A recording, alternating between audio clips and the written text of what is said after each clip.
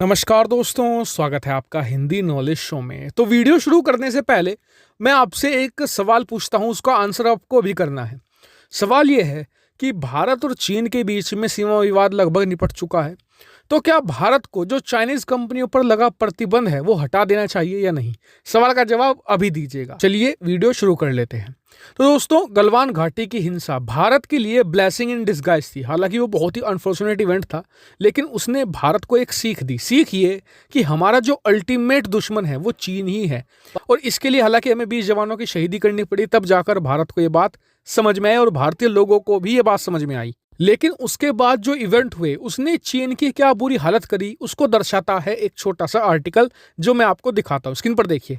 इस आर्टिकल में कहा गया है कि India spoil the party of CCP anniversary. जी हाँ, यानी कि भारत ने जो चाइनीज कम्युनिस्ट पार्टी की 2021 में इसी साल 100वीं वर्षगांठ मनाई जानी थी, उसकी पार्टी को पूरी तरीके से स्पॉइल कर दिया है। स्पॉइल कैसे किया है देखिए। 2019 में आप जाइए। 2019 में क्या था?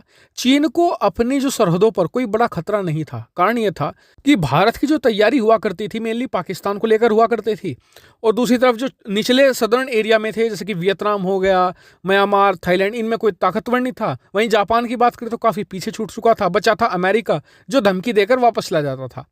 लेकिन जैसे ही एक तरीके से चीन ने भारत को छेड़ा और भारत ने जो रिटेलिएशन किया, जो बॉर्डर पर भारत ने किलेबंदी करी, उसने सभी छोटे देशों के अंदर भी जोश भरकर रख दिया। वियतनाम तक उठ खड़ा हुआ। लेकिन आज की तारीख में चीन को अपनी गलती का एहसास है, क्योंकि उसे पता है कि उसने अपने वेस्टर्न बॉर्डर पर यानी कि पश्चिमी बॉर्डर पर भारत जैसा एक बहुत बड़ा दुश्मन खड़ा कर लिया है।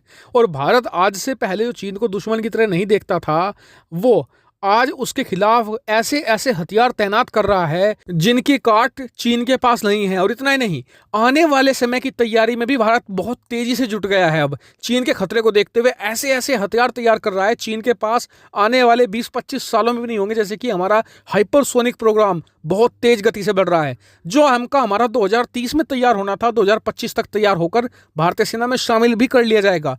तो इसने भारतीय डिफेंस प्रोग्राम को बहुत ही रफ्तार दी है। इसके ऊपर से भारतीय सेना का जो कौशल था उसने भी चीन को हैरान किया, क्योंकि चीन को लगता था कि जी हर बार की तरह धमकाएंगे, वापस लौट जाएंगे। लेकिन इस बार क्या हुआ कि भारतीय फौजियों ने रिटेलिएट किया। कैलाश रेंज तक भारतीय सेना जा पहुंची और चीन इससे घबरा गया, क्योंकि अगर ऐसा ही स्टैंड ऑफ और थोड़ा खिंच जाता तो भारत और आगे बढ़ता चला जाता और अंदर तक घुस जाता चीन के। ऐसे में चीन को लगा कि सबके लिए अच्छा यही है कि फिलहाल वो पीछे हट जाए। ऐसे में उसने भारतीय शर्तों पर जो डिसएंगेजमेंट था वो स्टार्ट कर दिया।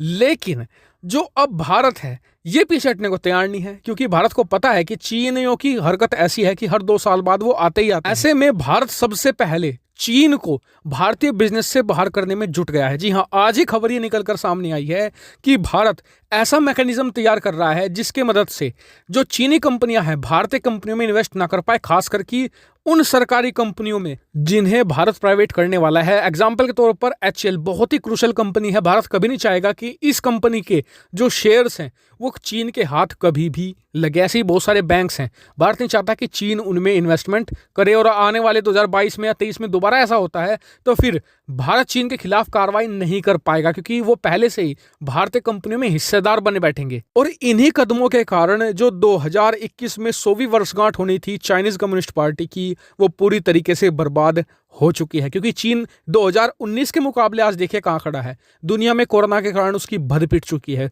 हर देश में बदनाम है। दुनिया का सबसे ज्यादा नापसंद किया जाने वाला मुल्क बन चुका है आज की तारीख में चीन। दुनिया के सबसे ज्यादा दुश्मन रखने वाला भी देश बन चुका है चीन, क्योंकि लगभग हर पड़ोसी उसका दुश्मन है। दुनिया में जो बड़े बड़े मुल्क हैं सब आज की तारीख में उसके दुश्मन बन बैठे हैं, उसकी इसी कारस्तानियों के कारण। और उसके अलावा उसने अपनी सरहद पर एक ताकतवर दुश्मन बिठा लिया है, जो है भारत, जो उसे मात देने को बिल्कुल आतुर है। ऐसे में 2021 का साल चीन के लिए सबसे बुरे सालों में से एक जाने वाला है, और इसलिए इस बार कोई जश्न की खास तैयारी भी चीन में नहीं है। आपका क्या मानना है इस पर? कमेंट करके मुझे जरूर बताएगा। साथ ही वीडियो को शेयर कीजिएगा, चैनल को सब्सक्राइब करना बिल्कुल मत भूलिएगा। Thank you for watching video.